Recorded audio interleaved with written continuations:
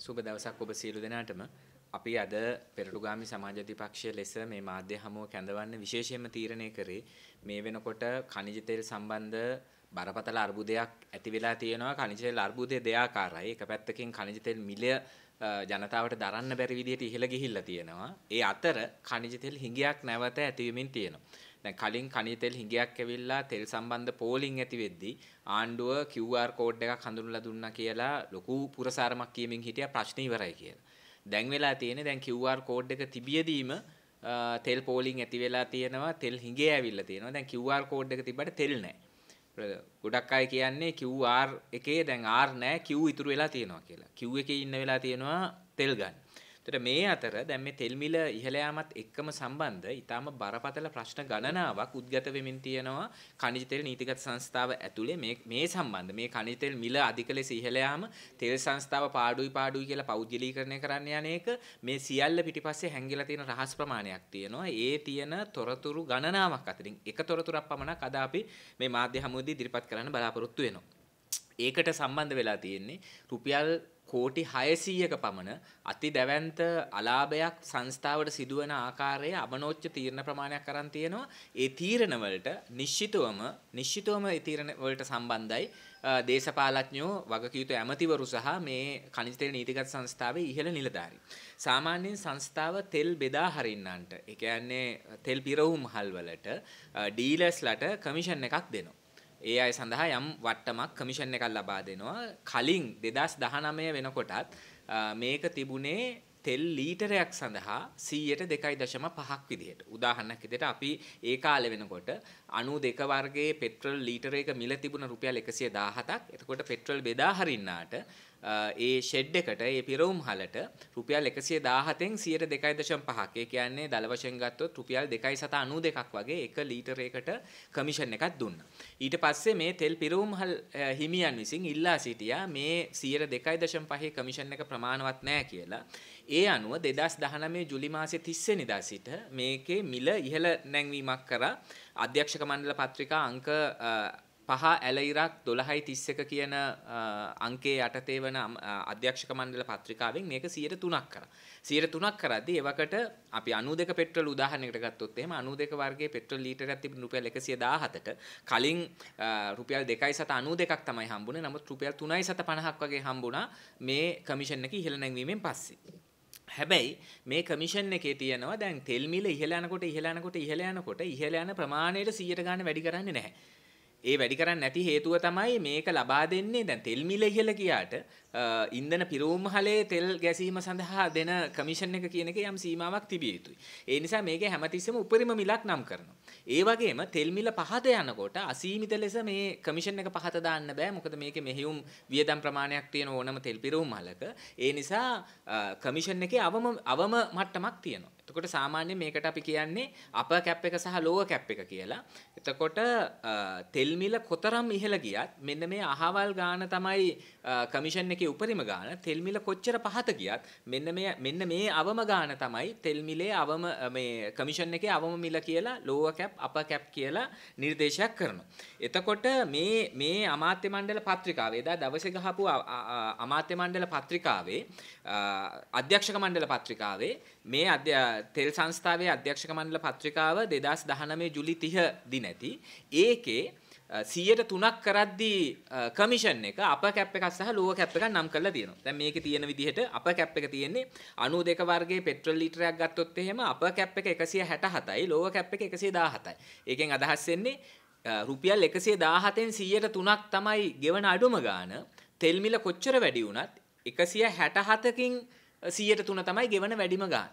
එතකොට මේක 95 පෙට්‍රල් වලට අපර් කැප් එක තියෙන්නේ 170ක් ලෝවර් කැප් එක තියෙන්නේ 128ක්. ඔටෝ ඩීසල් වලට අපර් කැප් එක තියෙන්නේ 121ක් ලෝවර් කැප් එක තියෙන්නේ 95ක්. සුපර් ඩීසල් වලට අපර් කැප් එක තියෙන්නේ 145ක් ලෝවර් කැප් එක තියෙන්නේ 110ක්. මේ විදිහට නිශ්චිතව මේ අධ්‍යක්ෂක මණ්ඩල පත්‍රිකාව මේ කමිෂන් එකේ උපරිම ගාන කීයද අවම ගාන කීයද කියලා නම් කරලා තමයි මේ පත්‍රිකාව නිකුත් කරලා තියෙන්නේ. ඒකට අනුව තමයි කමිෂන් එක තීරණය වුණේ.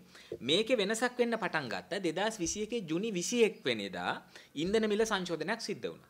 ඒ ඉන්ධන මිල සංශෝධනයේදී 92 වර්ගයේ පෙට්‍රල් ලීටරයක මිල රුපියල් 152 දක්වා 57 දක්වා ඉහළ නැංගුවා. 95 184ක් වුණා. ඔටෝ ඩීසල් 111ක් වුණා. සුපර් ඩීසල් 144ක් වුණා. ඒ වෙනකොට ප්‍රශ්නය ආවේ 95 වර්ගයේ පෙට්‍රල් සඳහා. ඒ කියන්නේ 95 වර්ගයේ පෙට්‍රල් ලීටරයක කමිෂන් එක වැඩි කළ හැකි උපරිම මිල විදිහට අපර් කැප් එක විදිහට තිබුණ රුපියල් 170න් 105. නමුත් තෙල් මිල 184 දක්වා වැඩි වුණාම මේ නීතිය පිළිබඳ මේ අධ්‍යක්ෂක මණ්ඩල පත්‍රිකාවෙන් දීලා තියෙන සීමාවල් පිළිබඳ විමසීමකින් තොරව රුපියල් 184න් 105ක් ගානේ කමිෂන් එක දීලා තියෙනවා. ඒතර මේ ප්‍රශ්නේ පටන් ගන්නේ 2021 ජුනි 11 සිට. ජුනි 11 මධ්‍යම රාත්‍රියේ සිට තමයි පටන් ගන්නෙ. මුලින්ම 95 වර්ගයේ පෙට්‍රල් ලීටර සඳහා දිය යුතු කමිෂන් එකට වඩා වැඩි කමිෂන් එකක් තෙල් පිරවුම්හල් සඳහා දීලා තියෙනවා.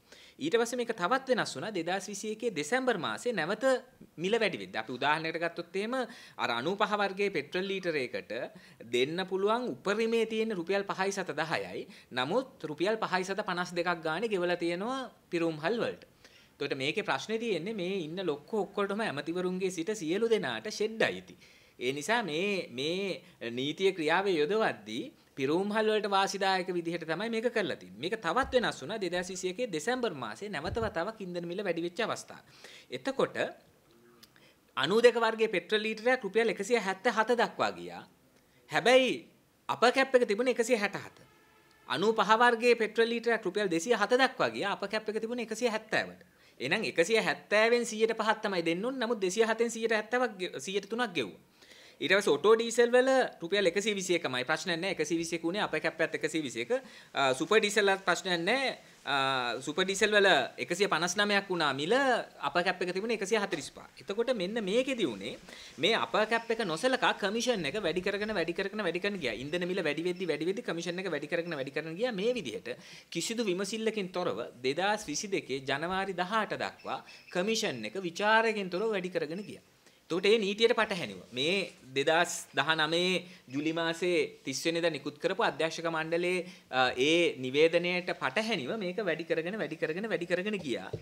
අවසානයේදී මේක පිළිබඳ මුල්ම සොයා බැලීම වෙලා තියෙන්නේ 2022 ජනවාරි මාසේ 18 වෙනිදා DGM Finance. ඒ කියන්නේ නියෝජ්‍ය සාමාන්‍ය අධිකාරී මුදල් ඔහු ලිපියක් යවලා තියනවා කළමනාකරන අධ්‍යක්ෂකවරයාට MD-ට අපි මෙච්චර කල් 2021 ජුනි මාසේ 11 වෙනිදා ඉඳලා 2022 ජනවාරි 18 වෙනිදා දක්වා පෙට්‍රල් ෂෙඩ් වලට ඉන්ධන පිරවුම්හල් වලට ගෙවන්න ඕනේ කමිෂන් එකට වඩා වැඩි මුදලක් ගෙවලා තියෙනවා. මේකට මොකද කරන්න කියලා අහලා තියෙනවා. ප්‍රශ්නේ තියෙන්නේ මේක ඊටාම හදිසි එකක් නේ. දැන් මෙච්චර කාල ගෙවන්න ඕන ගානට වඩා වැඩිපුර ගෙවලා තියෙනවා. එතකොට මේ කළමනාකරන අධ්‍යක්ෂකවරයා කඩිනම් මැදිහත් වීමක් කළ යුතුව තිබුණා. නමුත් ඔහු කඩිනම් මැදිහත් වීමක් කළේ නැහැ. ඔහු කළේ තව සති දෙකක් කල් ගත්තා මේ ගැන තොරතුරු එකතු කරන්න කියලා. ඇත්තටම තොරතුරු එකතු කරන්න දෙයක් නැහැ. නමුත් සති දෙකක් කල් ගත්තා. සති දෙකක් කල් අරගෙන 2022 මාර්තු මාසේ 10 වෙනිදා තමයි චක්‍රලේඛයක් නිකුත් කරේ. ඒ චක්‍රලේඛයේ තියෙනවා ඒක සියලුම ඉන්ධන පිරවුම්හල් වලට එව්වා. ඒක එව්වා වැඩිපුර ගෙවලා තියෙනවා ඉන්ධන පිරවුම්හල් වලට කමිෂන් එක. ඒ නිසා ගෙවපු කමිෂන් එක වාරික 4කින් නැවත සංස්ථාවට ගෙවන්න කියලා. නැවත සංස්ථාවට වාරික 4කින් ගෙවන්න පළවෙනි වාරිකේ මාර්තු මාසේ 28 වෙනිදා වෙද්දි ගෙවන්න කියලා තමයි මේ චක්‍රලේඛය ගෙහුවේ. හැබැයි ඊට පස්සේ ඉන්ධන පිරවුම්හල් හිමියෝ පිරිසක් ඇවිල්ලා එවකට khනිජ තෙල් අමාත්‍යවරයා විදියට හිටපු ගාමිණී ලොකුගේව හම්බෙලා ගාමිණී ලොකුගේ කියලා තිබුණා ප්‍රශ්නයක් නැහැ. මේක පරණ විදියට කරන්න වාරික ගෙවීමක් අවශ්‍ය නැහැ කියලා. එතකොට මේ ගාමිණී ලොකුගේගෙන් හම්බුණු අවසරය පාවිච්චි කරලා තෙල් පිරවුම්හල් හිමියෝ 4 දෙනෙක් කොළඹ දිසාධිකරණයෙන් වාරණ නියෝගයක් ඉල්ලුවා. දැන් මේ දුන්න සල්ලි මේගොල්ලෝ ආයේ ඉල්ලනවා සංස්ථාව අන්න ඒක වළක්වලා වාරණ නියෝගයක් නිකුත් කරන්න කියලා. එතකොට පළවෙනිම දවසේ මේ නීතියේ අපර් කැප් එකක් කියලා එකක් තියෙද්දි කමිෂන් එකේ උපරිම සීමාවක් නම් කරලා තියෙද්දි ඊට වඩා වැඩිපුර වැරදීමකින් හරි ගෙවපු කමිෂන් එක නැවත අය කර ගැනීම වළක්වලා කොළඹ දිසාධිකරණයෙන් වාරණ නියෝගයක් ලබා දුන්නා. ඒ වාරණ නියෝගය දුන්නේ ඒක පාර්ශවීය. ඔය වෙනකොටත් දවසකට රුපියල් කෝටි 8 ගාණේ අහිමි වෙනවා කමිෂන් එකෙන් විතරක් khනිජ තෙල් නීතිගත සංස්ථාවට. කමිෂන් එකෙන් දවසකට රුපියල් කෝටි 8 ගාණේ අහිමි වෙනවා khනිජ තෙල් නීතිගත සංස්ථාවට. එහෙම වෙද්දි දැන් මේ තීරණය අධිකරණයෙන් දුන්නා. වාරණ නියෝගය දුන්නා. වාර නියෝගේ දුන්නාට පස්සේ හරි පළවෙනි දවසේ කියන්නකෝ මේ නීතික khනිජ තෙල් නීතිගත සංස්ථාවේ නීතිඥයෝ හිටියේ නැහැ මේක එකපාර්ශ්වව නඩු තීන්දුව දුන්නේ කියලා. දෙවනි දවසේ දෙවනි නඩු දවසේදී මේ khනිජ තෙල් නීතිගත සංස්ථාවේ නීතිඥයෝ නඩුවට සහභාගී වුණා. සහභාගී වෙලා දවසකට රුපියල් කෝටි 8ක් වැඩිපුර අමතර කමිෂන් එකක් ගෙවමින් තිබියදී තව සතියකට මේ වාර නියෝග දික් කරන්න සංස්ථාවේ නීතිඥයෝ එකඟ වුණා. එතන තමයි ප්‍රශ්නේ තියෙන්නේ. ඒතර කොහොමද සංස්ථාවේ නීතිඥයෝ මේකට එකඟුනේ? සංස්ථාවේ නිලධාරීන් අදාළ ඇමතිවරයා මේ සම්බන්ධ නීතිඥයන්ට දීලා තිබ්බ උපදෙස් මොනවද? ඊට පස්සේ අවසානයේදී තුන්වෙනි නඩු වාරය ආවා. තුන්වෙනි නඩු වාරයේදී වාරණය ඉවත් කරා. මේ තියෙන තුන්වෙනි නඩු වාරේ 2022 ජූලි මාසේ 15 7 වෙනි මාසේ 15 කොළඹ දිසා අධිකරණය දිසා විනිසුරු පූර්ණිමා පරණගමගේ මහත්මිය ඉදිරිපිට නඩු අංකයේ DSP 0.2 ඇලයිලක් 22. එතකොට මේකේ තීන්දුව දීලා තියෙනවා. ඒ අනුව බැලූ බැලමටම තමාගේ වාසියට ජයගත හැකි නඩුවක් පවතින බව පෙන්වා දී නොමැති හේයින්ද පහසුතාවයේ සමබරතාවයේ පැමිණිලිකරු වෙත නොපවතින හේයින්ද පැමිණිල්ලේ ආයාචනයේ අයද ඇති අතුරු ඉන්ජන්ෂන් තහනම් නියෝග නිකුත් කිරීම ගාස්තුවට යටත්ව ප්‍රතික්ෂේප කර නිෂ්ප්‍රභා කරමි. දැනට නිකුත් කර ඇති වාරණ නියෝග විසුරුවා හරිමි. එම වාරණ නියෝග ප්‍රදානය කරවා ගැනීම සඳහා තැන්පත් කරන ලද අපමුදල විත්තියට හිමි විය යුතු බවටද නියෝග කරමි. කියලා වාරණ නියෝගයට අදාළව ගාස්තුවට යටත්ව වාරණ නියෝගය ඉවත් කරලා තියෙනවා විනිසුරුවරිය. ඒ ඉවත් කරාට පස්සේ දැන් සංස්ථාවට ලොකු chance එකක් ආවා. දැන් වාරණ නියෝගය ඉවත් කරලා තියෙනවා අධිකරණ වාරණ නියෝගය. ඒ නිසා දැන් මේ කමිෂන් මුදල ගන්න පුළුවන්. කමිෂන් මුදල ගන්න පුළුවන්කම තියෙද්දි ඔය වෙනකොට ඒ කියන්නේ මේ නඩු තීන්දුව දෙන්නේ 2022 ජූලි 15. ජූලි 15 නඩු තීන්දුව දෙන අවස්ථාව වෙනකොටත් රුපියල් මිලියන් 4359. ඒ කියන්නේ රුපියල් බිලියන 4ක් පමණ. ඒ කියන්නේ රුපියල් කෝටි 400ක් පමණ ඕවර් පේමන්ට් එකක්. වැඩිපුර ගෙවීමක් කළා තිබුණා පිරවුම්හල් හිමියන්ට. රුපියල් කෝටි 400ක් ගෙවිය යුතු මුදලට වඩා කමිෂන් එක වැඩිපුර ගෙවලා තිබුණා සංස්ථාව විසින්. මේව ඔක්කොම අපි ගෙවන්න ඕනේ මේ ප්‍රශ්න කතා කරන්නේ ඒ නිසා. එතන මේක නැවත ඉන්ධනවල පෙට්‍රල් ලීටරේ ඩීසල් ලීටරේ ඔක්කොම මිලට එකතු වෙලා මේක මුළු රටේම ජනතාව මේ ගෙවන්න ඕනේ. ඒකට ඒ ගෙවන්න ඕනේ මුදල අත්පත් කරගෙන තියෙන්නේ මේ ඉන්ධන පිරවුම්හල් 1200ක් වගේ තමයි මේක අත්පත් කරගෙන ඉන්නේ. ඔය වගේ පිරවුම්හල් හිමියෝ ගත්තම එතන 1200ක් නැහැ නේ. සමහර අයට පිරවුම්හල් ගන්නවක් තියෙනවා. සහ මේකේ ප්‍රශ්නේ තමයි මේ khනිජ තෙල් නීතිගත සංස්ථාවේ අධ්‍යක්ෂක මණ්ඩලයේ ඉන්න අයගේ ඉඳලා නිලධාරීන් ගණනාවකටත් ඔය හැමදාම khනිජ තෙල් නීතිගත සංස්ථාවට බාරව ආපු khනිජ තෙල් ඇමතිවරුන්ටත් වෙන අයගේ නම් වලින් මේ ඉන්ධන පිරවුම්හල් තියෙනවා. වෙන අයගේ නම් වලින් මේ ඥාතීන්ගේ නම් වලින් යාළුවන්ගේ නම් වලින් හිතමිතුරු ව්‍යාපාරිකයන්ගේ නම් වලින් ගෙදර ඩ්‍රයිවර්ගේ නම් වලින් වැඩ කරන ළමයාගේ නමින් මේ ඉන්ධන පිරවුම්හල් තියෙනවා ඔය ඔක්කොටම. ඒවා ප්‍රසිද්ධ රහසක්.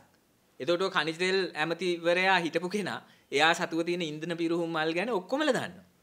කවුරුත් දන්නවා. ඉතින් හැබැයි ඔප්පු කරන්න බෑ. ඒවා එයාගේ කියලා ඔප්පු කරන්න බෑ. නමුත් දැන් ඊටාම පැහැදිලි මේ තීරණ අරන් තියෙන ඇමතිවරයාගේ ඉඳලා අධ්‍යක්ෂක මණ්ඩලය දක්වා ඔක්කොම තීරණ අරන් තියෙන්නේ තෙල් පාරිභෝගිකයා ගැන හිතලා නෙවෙයි. තමන්ගේ යතුරු පැදියට ත්‍රිරෝද රථයට තෙල් ටිකක් ගහගන්න මිනිස්සයා ගැන හිතලා නෙවෙයි. පොදු ප්‍රවාහන සේවා වලට ඩීසල් ගහලා පොදු ප්‍රවාහන සේවයේ බස් ගාස්තුව, දුම්රිය ගාස්තුව ඒව ගැන හිතලා නෙවෙයි. මේ තීරණ ඔක්කොම අරන් තියෙන්නේ ඉන්ධන පිරවුම්හල් හිමියාට නීතියේ සඳහන් කමිෂන් එකට වඩා ඉහළ කමිෂන් එකක්. ඉහළ වට්ටමක් ලබා ගන්න හැකි වෙන විදිහට තමයි තීරණ අරන් තියෙන්නේ. ප්‍රශ්නේ තියෙන්නේ අඩුම ගානේ 2022 ජූලි මාසේ 15 වෙනිදා අධිකරණය විසින් වාරණ නියෝග ඉවත් කරනකොට ඒ වෙනකොට රුපියල් බිලියන් 4කට වැඩි ප්‍රමාණයක් රුපියල් කෝටි 400කට වැඩි ප්‍රමාණයක් ගෙවලා තිබුණා වැඩිපුර. ඒක අය කරගන්න පියවර ගත යුතු තිබුණා. හැබැයි එවකට හිටපු ඇමතිවරයාත් එවකට හිටපු අධ්‍යක්ෂක මණ්ඩලයත් මේ පිළිබඳ කිසිදු ක්‍රියාමාර්ගයක් කරන්නේ නැහැ. 15 වෙනිදා වෙද්දිත් කිසිදු ක්‍රියාමාර්ගයක් කරන්නේ නැහැ. එකක් තමයි ජූලි මාසේ 15 වෙද්දි ලංකාවේ තෙල් තිබ්බේ නැහැ. දැන් මේ තීරණ ගන්න මේ අධිකරණ නියෝග එනකොට තෙල් නැහැ. පළවෙනි තෙල් නැව ආවේ ජූලි මාසේ 24. ඒක බෙදන්න පටන් ගත්තේ ජූලි මාසේ 25 වෙනිදා ඉඳලා. අපි හිතන්නකො ජූලි 25 ඉඳලා තෙල් ටික බෙදද්දී අර මේ අප කැප් එකට ගැලපෙන විදිහට අර උපරිම මිලට ගැලපෙන විදිහට අලුතෙන් කමිෂන් එක තීරණය කළ බෙදන්න තිබ්බනේ. ඒක කරෙත් නැහැ. තෙල් පිරවුම්හල් හිමියෝ කීප දෙනෙක් ඇවිල්ලා ලොකුගේ හම්බුණා. ඊට පස්සේ ඒගොල්ලෝ එහෙම මෙහෙන් ජම්පචන් ගාලා අන්තිමට DG ඒ කියන්නේ අධ්‍යක්ෂ ජෙනරාල්වරයා තනියෙන් තීරණයක් අරන් තියෙනවා පරණ කමිෂන් එකම ගෙවනවා කියලා.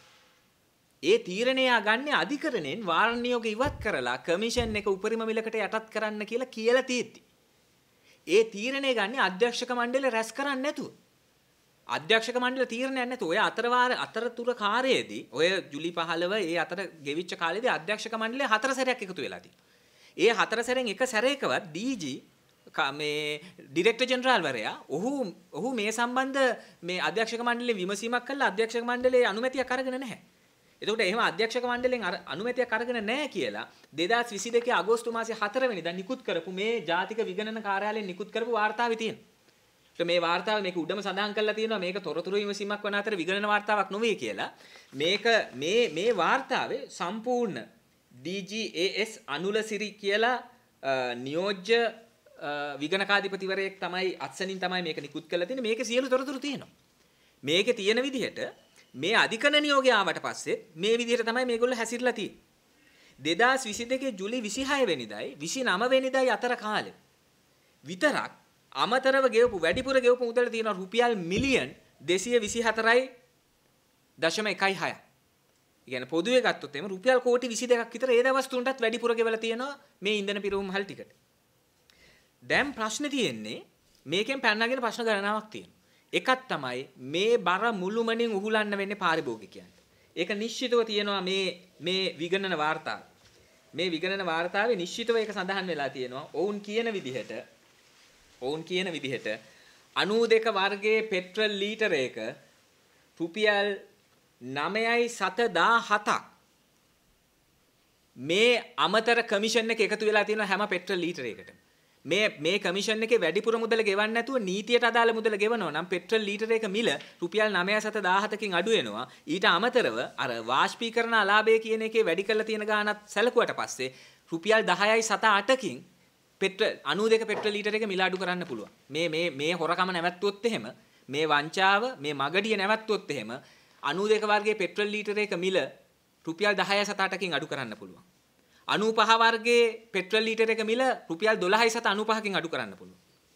ඔටෝ ඩීසල් ලීටර එක මිල රුපියල් 9.27කින් අඩු කරන්න පුළුවන්. සුපර් ඩීසල් ලීටර එක මිල 10.95කින් අඩු කරන්න පුළුවන්. මේ විගණන වාර්තාව නිශ්චිතව කියනවා මේකේ බර මුළුමනින්ම ජනතාවට දරන්න වෙලා තියෙනවා. ජනතාවයි දැන් මේ බර දරන්නේ පෙට්‍රල් සහ ඩීසල් මිල අඩු කරත හැකි කියලා. මේක නවත්ත ගත්තු. දල වශයෙන් ඒ කියන්නේ පොදුවේ ගත්තට පස්සේ පෙට්‍රල් ඩීසල් හැම එකම රුපියල් 10කින් විතර අඩු කරන්න පුළුවන්. රුපියල් 10ක් විතර මිල අඩු කරන්න පුළුවන්. ඒ විතරක් නෙවෙයි මේකේ තියෙනවා මේ වාර්තාවේ තියෙනවා මේකේ වැඩිපුර ගෙවන මුදල. ඒ වැඩිපුර ගෙවන මුදල ගත්තට පස්සේ විශාල ප්‍රමාණයක් දවසකට රුපියල් මිලියන් 67.9ක් රුපියල් මිලියන් 67.9ක්. ඒ කියන්නේ දවසකට රුපියල් කෝටි 6ක් විතර මේ ෂෙඩ් ටිකට වැඩිපුර ගෙවනවා මිනිස්සු ගෙවන සල්ලි වලින්. ඒක මාසෙකට ගත්තොත් එහෙම රුපියල් මිලියන් 2037ක්. මේ ගණන් හදලා තියෙන්නේ ඉන්ධන අඩුවෙන් බෙදනවා කියන පරිමාණය. ඒ කියන්නේ සාමාන්‍යයෙන් ඛනිජ තෙල් නීතිගත සංස්ථාව දවසකට ඉන්ධන සෑම වර්ගයකම ඉන්ධන මෙට්‍රික් ටන් 9000ක් විතර බෙදුවා. දැන් බෙදන්නේ 6000ක් විතර. 6000ක් බෙදනවා කියලා හිතුවට පස්සේ අවුරුද්දකට රුපියල් මිලියන් 24440ක්. ඒ කියන්නේ රුපියල් කෝටි 2500ක් විතර වැඩිපුර ගෙවනවා අවුරුද්දකට. ඉදිරි මාස 12 ඇතුලේ ඉන්ධන මිල මේ ආකාරයට තිබ්බොත් එහෙම ගෙවන කමිෂන් එකයි මේ තියෙන මිලට ඇත්තටම ගෙවන්න ඕන එකයි ගණන් බැලුවට පස්සේ අප කැප් එක ගණන් බැලුවට පස්සේ ගෙවන එක ගණන් බැලුවට පස්සේ ඉදිරි මාස 12 ඇතුළේ රුපියල් කෝටි 2500ක් වැඩිපුර ගෙවනවා සංස්ථාව ඉන්ධන පිරුම්හල් හිමියන්ට. ඒ ඉන්ධන අඩුවෙන් තිබුණොත් මේ විදිහට ඉන්ධන බෙදුවොත් වෙනදා විදිහට සාමාන්‍ය විදිහට ඉන්ධන බෙදුවොත් එහෙම රුපියල් කෝටි 3600ක්. රුපියල් කෝටි 3600ක් යන ඉන්ධන වැඩිපුර බෙදුවොත් එහෙම. එතකොට දැන් අපි කියන්නේ රුපියල් කෝටි 2500යි කියලා. දැන් මේ වාර්තාවල පැහැදිලිව සඳහන් වෙලා තියෙනවා වෙනදා කමිෂන් එක කොච්චර ගෙවලා තියෙනවද කියලා. උදාහරණයක් විදිහට 2017 වසරේ කමිෂන් එක ගෙවලා තියෙන්නේ රුපියල් මිලියන් 10955යි. 2018 13541යි 2019 14132යි 2020 12402යි 2021 14486යි. ඒ කියන්නේ සාමාන්‍යයෙන් රුපියල් මිලියන් 10000ත් මිලියන් 14000ත් අතර ගාණක් තමයි හැම අවුරුද්දකම මීට පෙර සාමාන්‍යයෙන් ෂෙඩ් වලට ගෙවලා තියෙන්නේ. ඒ කියන්නේ අපි කිව්වොත් එහෙම බිලියන් 10ක් 14ත් අතර ප්‍රමාණයක් තමයි ගෙවලා තියෙන්නේ. හැබැයි 2021 අවුරුද්දේ මේ වෙනකොට 2022 අවුරුද්දේ ගෙවන්න නියමිතයි රුපියල් බිලියන් 35ක්. මිලියන් 35496ක් බිලියන් 35 මාරක් ගෙවන්න නියමිතයි. එනේ බිලියන් අපි හිතන්නේ උපරිම ගෙවන බිලියන් 14 ගැන හිතුවත් බිලියන් 35ක් ගෙවනවා කියන්නේ කලින් අවුරුදු වලට වඩා වැඩිපුර රුපියල් බිලියන් 21ක්. රුපියල් බිලියන් 21ක්. ඒ කියන්නේ රුපියල් කෝටි 2100ක් වැඩිපුර ගෙවන්න නියමිතයි. ඉස්සරහා මේ 2022 අවුරුද්ද සඳහා. ඇත්තටම මේක ඊටත් වඩා වැඩි වෙලා රුපියල් කෝටි 3900ක් බවට පත් වෙනවා ඉන්ධන යථා තත්ත්වයටපත් වුණොත් එහෙම. ඒතර මේක හරි ප්‍රශ්නයක්. දැන් ගොඩක් අය දැන් මේක පෞද්ගලීකරණ කරන්න පාඩුයි කියලා කිව්ද පාඩු වෙන්නේ නැද්ද රුපියල් කෝටි 2500ක් අවුරුද්දකට නීතියට පටහැනිව ඉන්ධන පිරුම්හල් හිමියෝ අතර බෙදලා දැම්මට පස්සේ කමිෂන් එක විදියට පාඩු වෙන්නේ නැද්ද? පාඩු වෙන්නේ වැටුප් නිසා කියලා කියනවා. අවුරුද්දක වැටුප් දීමනා බෝනස් ඔක්කොම එකතු කරාට පස්සේ khනිජ තෙල් නීතිගත සංස්ථාවේ වසරක වියදම යන්නේ රුපියල් බිලියන් 5.5. මෙතන රුපියල් බිලියන් 21ක ප්‍රශ්නයක් අවුරුද්දට. ඒ කියන්නේ වැටුප් දීමනා ගෙවන වියදම වගේ 4 ගුණයක් ෂෙඩ් වලට බෙදලා. නීතියට පටහැනිව මේ අමතර ගාන ෂෙඩ් වලට කොහොමද කමිෂන් එකක් තියෙනවා. ඒ කමිෂන් එකට අමතර ගාන විදිහට මේක ගෙවලා. සාමාන්‍යයෙන් මේ දැන් කියනවා ෂෙඩ් හදන්න විදියක් නැහැ, ෂෙඩ් හදන්න සල්ලි නැහැ. ඒක නිසා IOC එකට අලුතෙන් ෂෙඩ් 50ක් හදන්න දෙනවායි කියලා. ෂෙඩ් එකක් හදන්න මූලික වියදම යන්නේ සාමාන්‍යයෙන් රුපියල් මිලියන් 60ක් වගේ. ආරම්භක වියදම යන්නේ රුපියල් මිලියන් 60ක් වගේ. ඉතින් මේ ගාන තිබ්බනම් ෂෙඩ් 350ක් හදන්න පුළුවන් අවුරුද්දට. ෂෙඩ් 350ක් හදන්න පුළුවන්. ඒ නිසා මේවා විහිළු ඇත්තටම. ඉතින් ප්‍රශ්නේ තියෙන්නේ මේ දේවල් වෙන්නේ මේ වංචාවල් මේ ප්‍රශ්න ඔක්කොම වෙන්නේ ඉතුරු ප්‍රශ්න ඔක්කොම වෙද්දි දැන් අර ඉන්ධනවල මිල මේක වෙන දේශපාලන පක්ෂ සහ සංවිධාන විසුණුත් කලින් අනාවරණය කරා. දැන් ඉන්ධන මිල හැදෙනකොට වර්ග දෙකක් තියෙනවා ෆ්ලැට් ප්‍රයිස් එක තියෙනවා ප්‍රීමියම් එක තියෙනවා. ෆ්ලැට් ප්‍රයිස් එක කියලා කියන්නේ ඔය ඒක විචල්යක්. ඒ කියන්නේ ලෝකයේ ඉල්ලුම සැපයුම අනුව සිංගප්පූරු ෆ්ලැට් කියලා ප්ලැට්ෆෝම් එකක් තියෙනවා. ඒකේ තීරණය වෙනවා දැන් අද දවසේ කීයද ඉන්ධන අපි දන්න බොරතෙල් බැරලයක මිල, පෙට්‍රල් බැරලයක මිල, ඩීසල් බැරලයක මිල ඒගොල්ලෝ තීරණය කරනවා. ඒක වෙනස් වෙනවා දවසින් දවස එක වෙනස් වෙනවා. හැබැයි මේකේ ස්ථාවර ගාණක් තියෙනවා ප්‍රීමියම් එක කියලා. ප්‍රීමියම් එක කියන එක හැදෙන්නේ ප්‍රවාහන ගාස්තු, රක්ෂණ ගාස්තු, අර මුල් සමාගමේ ලාභය, ඊට පස්සේ දේශීය නියෝජිතයාගේ ලාභය ඕවා එකතු වෙලා තමයි ප්‍රීමියම් එක හැදෙන්නේ. ඒතකොට ප්‍රීමියම් එක කියන්නේ ස්ථාවර එකක්. ඒක ස්ථාවර එකක්. ප්‍රවාහන ගාස්තු, රක්ෂණ ගාස්තු ඒවා ලොකුවට වෙනස් වෙන්නේ නැහැ. එතකොට දැන් ඉස්සර පෙට්‍රල් බැරල් එකකට ප්‍රීමියම් එක තිබුණේ ඩොලර් 3ක් ඩොලර් 6ක් 7ක් අතර වගේ ගානක තමයි වේරි වෙමින් තිබුණේ. 2021 මේක ගන්නකොට සාමාන්‍ය තිබුණේ ඩොලර් 3.87 වගේ තමයි ප්‍රීමියම් එක ගිහිල්ලා තිබුණේ. හැබැයි 2022 ඒ කියන්නේ 2022 පෙබරවාරි මාසේ 18 19 ගත්ත තෙල් තොගේ 92 වර්ගයේ පෙට්‍රල් බැරලයක් සඳහා ප්‍රීමියම් එක ගෙවලා තියෙන්නේ ඩොලර් 3.87යි. හැබැයි 2022 අගෝස්තු මාසේ 18 19 මේ ගීසුමානේ 18 19 දවස් දෙකේ ගත්ත තෙල් වලට ප්‍රීමියම් එක ගෙවලා තියෙනවා ඩොලර් 21.45ක්. ඔටෝ ඩීසල් වලට කලින් ගෙවලා තියෙන්නේ ඩොලර් 3.40යි මේ පාර ගෙවලා තියෙනවා ඩොලර් 25ක්. ඒකට ඇත්තටම මේක කෙටියෙන් ගත්තොත් එහෙම ඩොලර් 3ක ප්‍රීමියම් එක ගෙවන්න තියෙන එක ඩොලර් 25ක් 30ක් ගෙවලා තියෙනවා. ඒකට කවුද ඒ තීරණය ගත්තේ? මේක වෙන්නේ මෙහෙමයි. රටේ තෙල් හිඟයක් හදනවා. තෙල් හිඟයක් හදලා තෙල් නෑ කියලා කෑ ගහන්න ගන්නවා. ඊට පස්සේ කියනවා මොනවා හරි කරලා තෙල් ටිකක් හොයා ගන්න ඕනේ. කාගෙන් හරි තෙල් ගන්න ඕනේ කියලා සාමාන්‍ය දින කම්පිටිටිව් බිඩින්. ඒ කියන්නේ තරඟකාරී මිල කැඳවීම් වලින් පරිබාහිරව. අවම මිල ගන්න ලීස් කොස්ට් කියන මූලධර්මයට පරිබාහිරව ගිහිල්ලා කාගෙන් හරි තෙල් ගන්නවා. කාගෙන් හරි තෙල් ගන්නවා අර ගන්නකොට දැන් මේ මෑතකදී ගත්ත තෙල් මේ අගෝස්තු මාසේ ගත්තේ තෙල් ගත්තොත් එහෙම බැරල් එක අරන් තියෙන්නේ ඩොලර් 144.789ට. හැබැයි බැරල් එක ඩොලර් 144.789ට ගන්න වෙලාවේ සිංගප්පූරු ෆ්ලැට් ප්‍රයිස් එක තිබුණේ ඩොලර් 129. එතකොට එතනම ඩොලර් 16ක වෙනසක් තියෙනවා එක බැරල් එකට ඩොලර් 16ක්. එතකොට මෙට්‍රික් ටොන් එකක් කියන්නේ බැරල් 7ක් විතර. එක නැවක මෙට්‍රික් ටොන් 40000ක් තියෙනවා. එතකොට බැරල් 2,80,000ක් වගේ එක නැවක් කියන්නේ. ඔය වගේ නැව් 100ක් විතර සාමාන්‍යයෙන් අවුරුද්දකට එනවා. සාමාන්‍ය සත්‍යයන් යටතේ. එතකොට එක බැරල් එකෙන් ඩොලර් 16 ගානේ එක මෙට්‍රික් ටොන් එකකට හදලා බලන්න මෙට්‍රික් ටොන් 40000කට හදලා බලන්න. මොනතරම් විශාල ප්‍රමාණයක්ද මේ මුදල කියලා. එතකොට දැන් මේ එක පැත්තකින් බැරල් එකේ මිල 129 තිබුණ එක 144 කරලා වැඩිපුර මිල දාලා. ප්‍රීමියම් එක ඩොලර් 3ක් දෙන්න තියෙන එක ඩොලර් 24ක් 25ක් දාලා. එතකොට ප්‍රීමියම් එකෙත් ඩොලර් 20ක විතර මේ වැඩිපුර ගාණක් අය කරලා තියෙනවා. බැරල් එකේ මිලෙනුත් ඩොලර් 16ක් විතර වැඩිපුර අය කරලා තියෙනවා. අන්තිමට ඩොලර් 168.789 ගානේ තමයි තෙල් බැරල් එක අරන් තියෙන්නේ. මේක මොන කම්පැනිද මේක ගත්තේ? මේක ගත්තේ කොරල් එනර්ජි කියන කම්පැනි. මේ කොරල් එනර්ජි කියන කම්පැනිය ඒක ඒ සමාගම සෞදි අරාබියේ තියෙනවා කියලා කිව්වට රුසියාවේ තෙල් ඉන්දියාවෙන් ගෙනලා තමයි මෙහෙට බහන්නේ. රුසියාවෙන් ඩොලර් 84ට දෙන තෙල් බැරල් එක තමයි ඩොලර් 168 ගානේ සල්ලි දීලා ඉන්දියාවෙන් අරගෙන මෙහෙ ගෙනල්ලා බහන්නේ. එතකොට මේ සමාගම ගත්තට පස්සේ මේ සමාගමේ හිමිකරුවා විදිහට ඉන්නේ මණිවන. මණිවනන් තමයි අර චිචීට රොකට් එකක් හදන්න යන්න අභ්‍යාකාශයට යන්න ආසාවක් ආවට පස්සේ රොකට් එක හදන්න කියලා මැදිහත් වෙච්ච කෙනා. ඒකට අනුග්‍රහය දෙන්න කියලා මැදිහත් වෙච්ච කෙනා. ඒ නිසා පැහැදිලි සැකයක් තියෙනවා. මේ මණිවනන්ට මේ විදිහට ඇයි තෙල් ගේන්න දුන්නේ? ඉතුරු අය ඩොලර් 3ට ප්‍රීමියම් එක කියද්දි ඇයි ඩොලර් 25ට මණිවනන්ට තෙල් ගේන්න දුන්නේ? ඉතුරු අය ඩොලර් 129ට තෙල් බැරල් එක ගන්න පුළුවන් කියලා කියද්දි ඇයි 145ට විතර තෙල් බැරල් එක මෙයාගෙන් ගත්තේ? මොන හේතුවකටද මේ එහෙම ගත්තේ? එතකොට ඒ ගැනීම පිටිපස්සේ තාමත් රාජපක්ෂලාගේ පවුලේ හිතවතුන් රාජපක්ෂලා මේ හෙවණැලිද තාම වැඩ කරන්නේ. රනිල් වික්‍රමසිංහ බයිලා ගැහුවට රනිල් වික්‍රමසිංහව නූල් රූකඩ නටව පිටිපස්සේ ඉන්නේ රාජපක්ෂලා. ඒතකොට මේ තෙල් වල ඇති වෙලා තියෙන බරපතල අර්බුදයකට. ඒ කියන්නේ හැම බැරල් එකටම ඩොලර් 16ක් වැඩිපුර ගෙවලා තියෙනවා. එතනම දැන් පහුගිය ගෙනාපු තෙල් ටිකට විතරක් ගත්තත් විශාල ප්‍රමාණයක් අයුතුලාභය ගත්තා. ඩොලර් මිලියන් 6ක් විතර අයුතුලාභයක් අරන් තියෙනවා මේ ගෙනාපු අගෝස්තු මාසේ ගෙනාපු තෙල් ටිකට.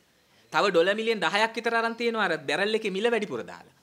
අපි මේ අවුරුද්දම මේගොල්ලන්ගෙන් තෙල් ගන්නවා කියලා හිතුවොත් එහෙම සාමාන්‍යයෙන් අවුරුද්දට මේ එන අලාභය ගත්තට පස්සේ ඩොලර් මිලියන් 200ක අලාභයක් මේකේ වෙනවා. එන තව තෙල් නැව් කීපයක් ගේන්න පුළුවන් ගාණක් මේ මණිවලන්ට නිකන් පූජා කරනවා. ඒතර මේක කරන්නේ අර විදිහට. මේක කරන්නේ මුලින් ඉන්ධන හිඟේ හදනවා. ඊට පස්සේ මිනිසුත් කියන්න ගන්නවා හරි හරි අපිට කොහොම හරි තෙල් ඕනේ. මොනවා හරි කරලා තෙල් ගේන්න කමන්නේ. කීයට හරි කමන්නේ. හරි වැඩිපුර දීලා හරි තෙල් ගේන්න කියලා. તો තෙල් ඕඩර් කරන්නේ නැහැ කලින්. ඒකට ටෙන්ඩර් කෝල් කරන්නේ නැහැ. ඒකේ අඩු මුදල බලන්නේ නැහැ. ඊට පස්සේ මේ යාළුවන්ට හිතවතුන්ට මේ විදිහට කරනවා. ඉතින් මේ කරලා තියෙන අපරාධය ගත්තට පස්සේ මේ දෙකේම මේ කරුණු දෙකේම ගත්තට පස්සේ එකක් ඉන්ධන පිරවුම් මල් එක්ක දේශපාලනඥයෝ සම්බන්ධයි. ඉන්ධන පිරවුම් මල් වල බලපත්‍ර ගැනීමේදීත් දේශපාලනඥයෝ සම්බන්ධයි. යාළු හිතමිතුරන්ට බලපත්‍ර දීමේදීත් දේශපාලනඥයෝ සම්බන්ධයි. ඊට පස්සේ මේ ඉන්ධන ගෙන්නන සමාගම් වල දේශීය නියෝජිතයා විදිහට ඉන්න කට්ටියටත් ඒ ඉන්ධන ගෙන්වීමේ කටයුත්තටත් දේශපාලනඥයෝ සම්බන්ධයි. ඒතකොට දේශපාලනඥයෝයි ඛනිජ තෙල් නීතිගත සංස්ථාවේ ඉහළ නිලධාරීනුයි ඔක්කොම එකතු වෙලා මේ විදිහට කරලා තියෙනවා.